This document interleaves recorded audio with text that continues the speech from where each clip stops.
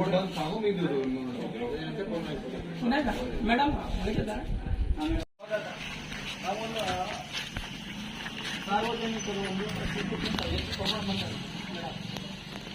ಏನು ವಿಷಯ ಅಲ್ಲ. ತೆಂಗಿನೋಡಿ ಬೀಚಿಗೆ ಹೆಸರು ಬದಲಾಯಿಸಿ ಇರ್ಬೋದು.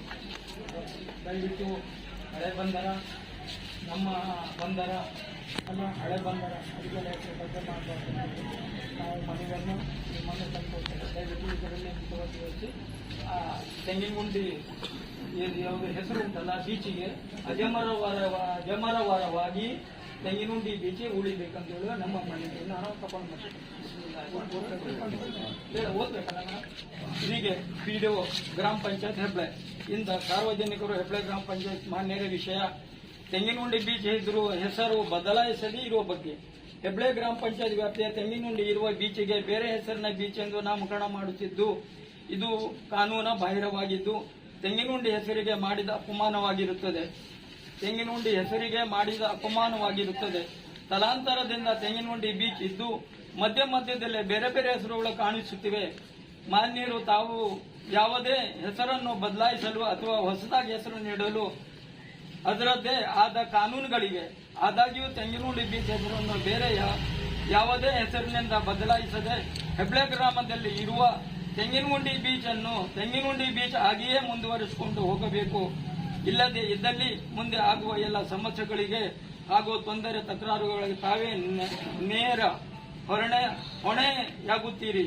ಸದ್ಯ ನಾಮಕರಣಗೊಂಡ ಹೆಸರನ್ನು ಕೈಬಿಟ್ಟು ಅಲ್ಲಲ್ಲಿರುವ ನಾಮಕರಣವನ್ನು ತೆರವುಗೊಳಿಸಿ ತೆಂಗಿನಗುಂಡಿ ಬೀಚ್ ಎಂದು ಬದಲಾಯಿಸಬೇಕಾಗಿ तಮ್ಮಲ್ಲಿ ವಿರಕ್ತಿ ಅರಿತಿ. हम लोग तेंगुंडी के तमाम अहबाब यहाँ पर एक मेमोरेंडम लेकर के आए हैं। ये मेमोरेंडम देने का मकसद यही है कि हम लोग बचपन से तेंगुंडी बीच के नाम से हम लोग इस जानते थे। आज अचानक इस नाम को बदल करके कोई नाम दिया जा रहा है।